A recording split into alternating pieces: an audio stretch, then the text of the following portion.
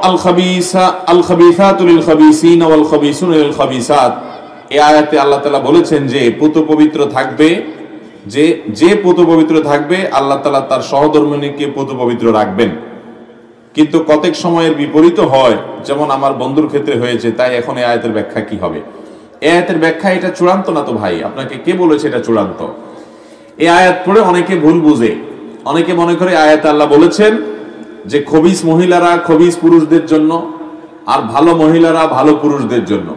এই জন্য কোনো পুরুষ যদি নিজে খারাপ হয়, সে জানে তার চরিত্র ঠিকঠাক না, বহুত আকাম কুকাম করছে জীবনে, তো সে একটা পবিত্র পরিচ্ছন্ন ভালো মেয়ে তার কপালে আসলো, বিয়ে করছে, সে মিলাইতে পারে না, না এই মেয়ে ভালো হইতে পারে না, আমি তো 2 নম্বর মানুষ, অতএব আমার তো কপালে 2 নম্বরটা পড়ার কথা।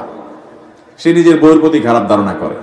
এই আয়াত ভুল বুঝার কারণে, এটা আয়াতের মর্ম এভাবে নয়।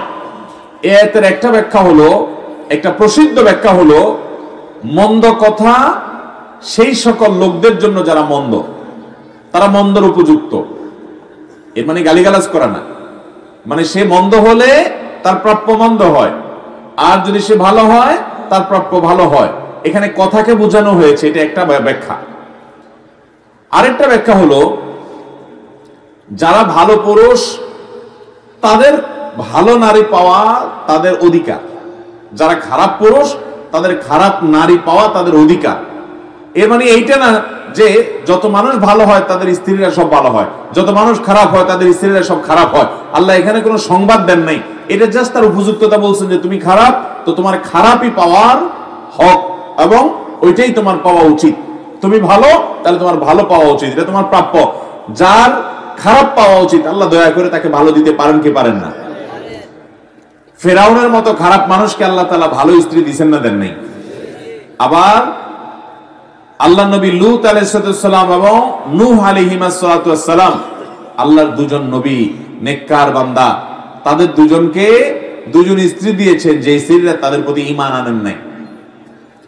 তাহলে অমুসলিম, আল্লাহর প্রতি ঈমান নাই, সেই কুফরি করা মানুষগুলোকে নবীর ঘরে আল্লাহ স্ত্রী হিসেবে দিয়েছেন। তাহলে ভালো মানুষে আল্লাহ তাআলা খারাপ মানুষ দিবেন না, দেন নাই? তাহলে এভাবে এই আয়াতের আলোকে এই সহজ সমীকরণ করা যাবে না। আর এই আয়াতের ব্যাখ্যা মোটেও সঠিক না যে ভালো হবে তার সহধর্মিণী ভালো হবে, যে খারাপ হবে তার সহধর্মিণী খারাপ হবে না।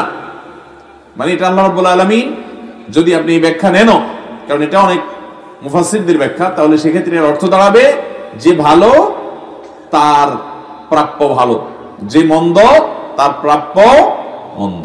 কিন্তু এর মানে এই না যে সে মন্দই পাবে, আল্লাহ তাআলা দয়া করে তাকে ভালো দিতে পারেন।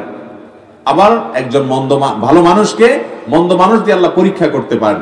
আল্লাহ তাআলার কাজ হিকমত এবং রহস্য থেকে খালি না, বিধায় এর সম্পর্কে আমরা ভুল না বুঝি।